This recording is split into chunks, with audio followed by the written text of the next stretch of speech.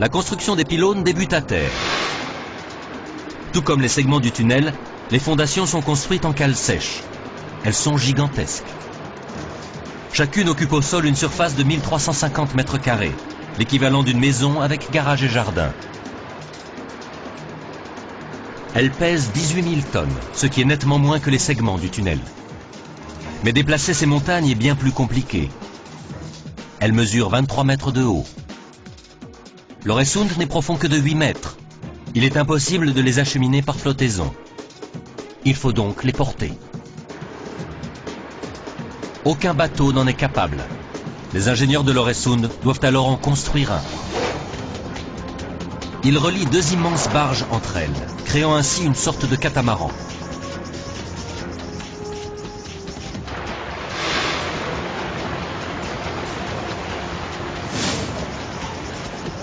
À présent, la cale est inondée afin que le catamaran puisse se placer au-dessus de la fondation.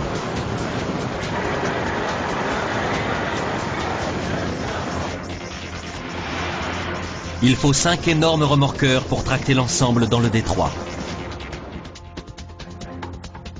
Arrivé au-dessus de son emplacement, la fondation est descendue dans un puits préalablement creusé au fond de la mer.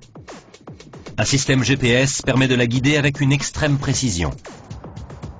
La partie émergée des fondations mesure un peu plus de 3 mètres. Il leur faut à présent grandir de 180 mètres. Chacune devient un site de construction autonome, avec un équipement digne d'une petite usine.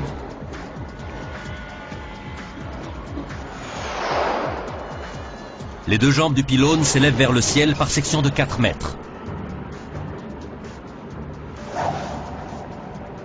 L'une est toujours 12 mètres plus haute que l'autre, pour éviter que leur imposante grue ne s'enchevêtre. Les tours font à présent 44 mètres. C'est le moment d'ajouter la poutre transversale. Quand les 80 mètres sont atteints, un caisson en acier destiné à accueillir les haubans est intégré dans la jambe. Un autre sera ajouté tous les 12 mètres. Vu de l'extérieur, les pylônes n'ont pas l'air creux.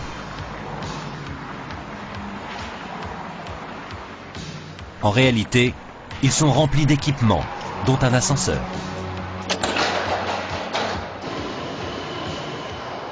Au sommet du pylône, une trappe permet de sortir admirer la vue.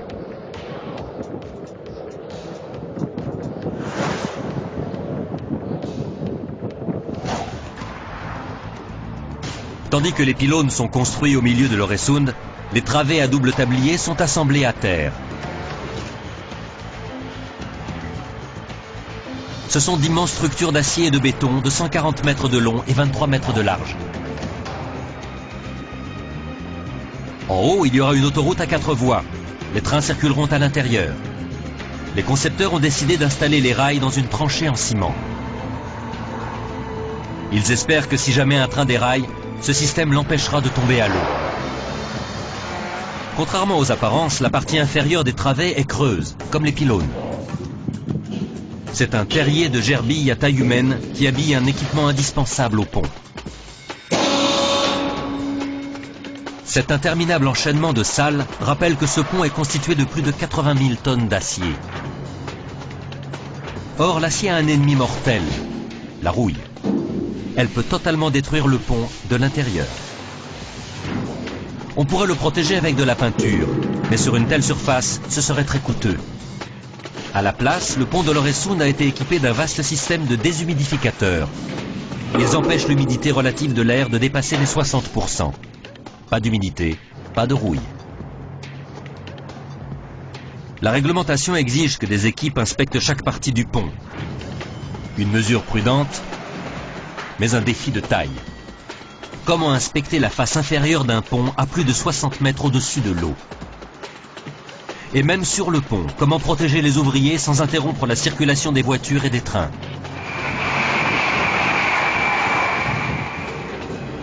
Heureusement, les ingénieurs de l'Øresund ont tout prévu. Un impressionnant pont roulant motorisé est suspendu sous l'ouvrage. Celui-ci est l'un des rares au monde capable de parcourir toute la longueur du pont. La plupart des ponts roulants seraient arrêtés au niveau des pylônes.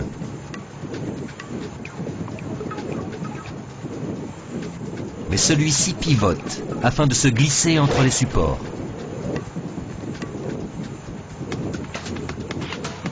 Parvenu de l'autre côté du pylône, il pivote à nouveau et poursuit son chemin. Le pont roulant de l'Øresund amène l'équipe à destination. Cet engin ressemble à un gigantesque couteau suisse équipé d'instruments exotiques. Un bras hydraulique peut transporter des ouvriers à l'extérieur des treillis et même au-dessus de la chaussée. Outre le côté spectaculaire, cela permet surtout de ne pas interrompre la circulation des trains et des voitures.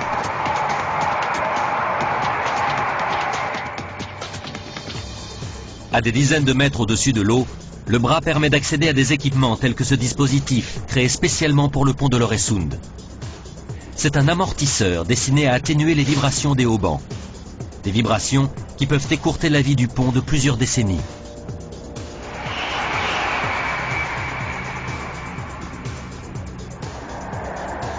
Le pont roulant comporte un autre gadget permettant l'inspection des pylônes.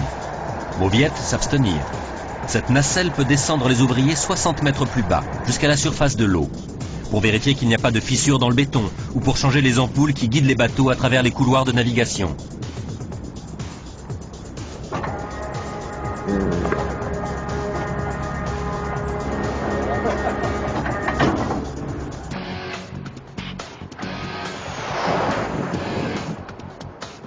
Depuis le pont roulant, on voit bien que le tablier a été assemblé à partir de plusieurs segments. Mais comment ces segments sont-ils arrivés là? Ils sont énormes et ont été préassemblés à terre, à des kilomètres de là.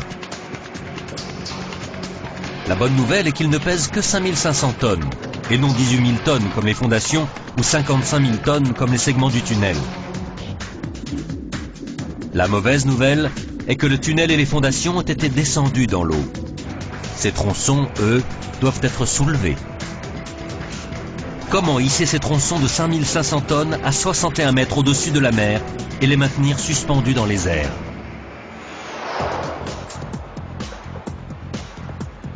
À tous les égards, la liaison de l'Øresund est l'un des projets d'ingénierie les plus ambitieux du XXe siècle.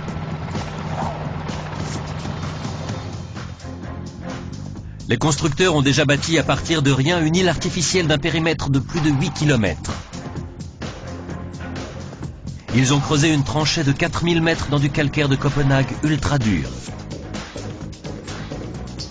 Et ils ont assemblé le plus grand tunnel immergé du monde.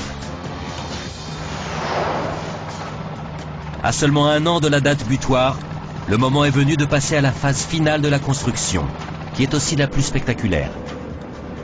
Le pont va enfin commencer à ressembler à un pont. Tous les plans, tous les calculs vont être mis à l'épreuve lors de la mise en place de la travée principale. Elle doit être suffisamment haute pour que les bateaux puissent passer en dessous et suffisamment résistante pour supporter le trafic ferroviaire et routier. Personne n'en a jamais construit d'aussi gigantesque. Son installation nécessite la plus grande grue flottante au monde. Une grue capable de soulever plus de 7000 tonnes. L'équivalent de 30 Boeing 737. Son nom, le Cygne.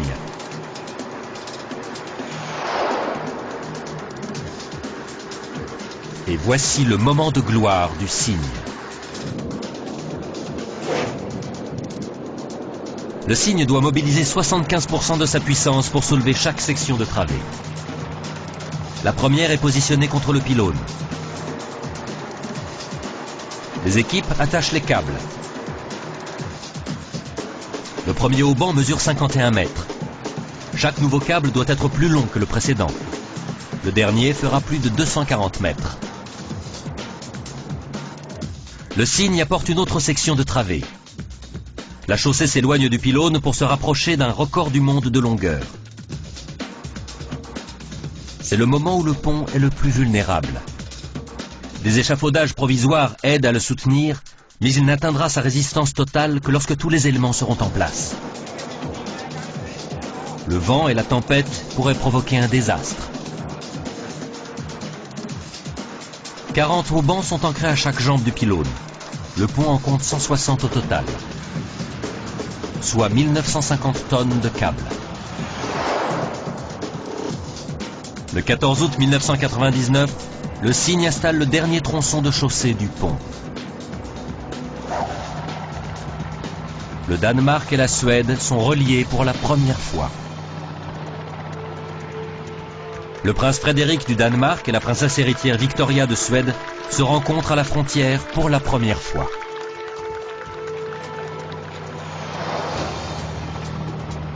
Pendant 9 ans, l'échéance de construction de la liaison de l'Øresund a occupé les esprits de tous ceux qui y ont participé.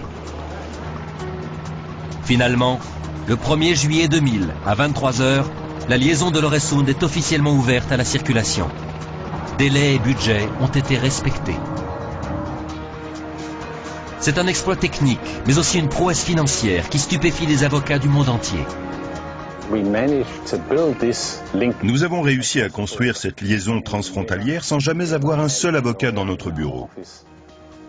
Nous n'avons jamais eu de litige avec personne. C'est vraiment incroyable quand on y pense. On a dépensé 3 milliards de dollars sans qu'aucun avocat n'intervienne. Le pont est peut-être ouvert, mais les défis continuent. Il faut récupérer chaque centime dépensé grâce au péage. Le budget officiel pour le pont, le tunnel et l'île avoisine les 3 milliards de dollars. Et les dépenses ne s'arrêtent jamais. Il faut constamment entretenir l'ouvrage. Peu de temps après l'ouverture de la liaison, les ingénieurs découvrent un problème au niveau des glissières de sécurité. Les boulons se corrodent. S'il n'y en avait qu'un, ça irait, mais il y en a 16 000. S'ils lâchent, un petit accrochage pourrait se transformer en plongeon de la mort. Les équipes doivent agir maintenant pour empêcher les boulons de rouiller complètement. C'est une lourde tâche, mais cela vaut mieux que d'attendre et de devoir les remplacer ensuite. Une opération qui obligerait à détruire le béton.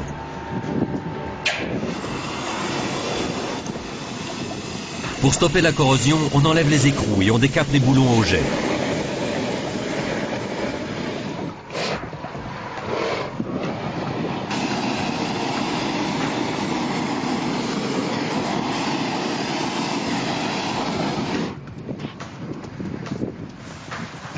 Pour les protéger de l'humidité, les équipes les enduisent de gel et utilisent des joints mieux ajustés.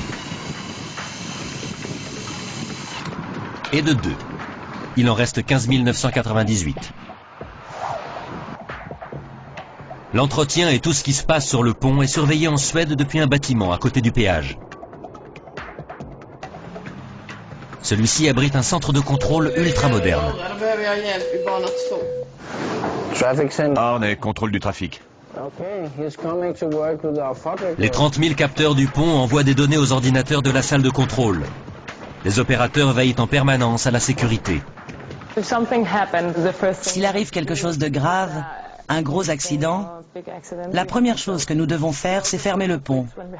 On le ferme aussi si le vent est fort ou s'il y a du verglas sur la route. La liaison compte 256 caméras.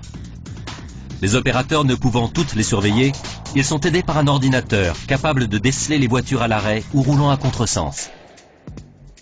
Lorsqu'il détecte une anomalie, il alerte les opérateurs et leur indique la caméra appropriée. Les opérateurs peuvent également contrôler manuellement ces caméras, dotées de zoom ultra puissant. Cette caméra donne une bonne idée de tout ce qu'on peut voir.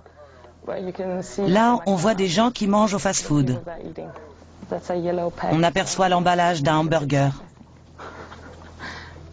À force d'observer le pont, les opérateurs se sont familiarisés avec les incroyables mécanismes physiques qui sont à l'œuvre ici. Comme la fois où un homme a arrêté sa voiture sur la bande d'arrêt d'urgence. Il voulait prendre quelque chose à l'arrière de la voiture. Il a ouvert la portière. Il a vu un camion arriver. Au lieu de refermer la portière, il l'a seulement tiré vers lui. Mais quand le camion l'a dépassé, ça a créé un appel d'air qui a arraché la portière et l'a entraîné 50 mètres plus loin. Ils sont aussi témoins de comportements étranges, mais c'est strictement confidentiel. Des gens nus? Quels gens nus? Oui, j'en ai vu une fois. Les gens font de drôles de choses, mais on ne s'en mêle pas. L'une des bonnes surprises de la liaison de l'Øresund ne peut être vue depuis la salle de contrôle. Elle se trouve sous l'eau.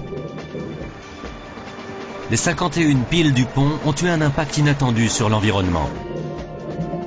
Elles sont devenues des récifs artificiels, couverts de moules et de plantes qui fournissent nourriture et abri aux créatures marines.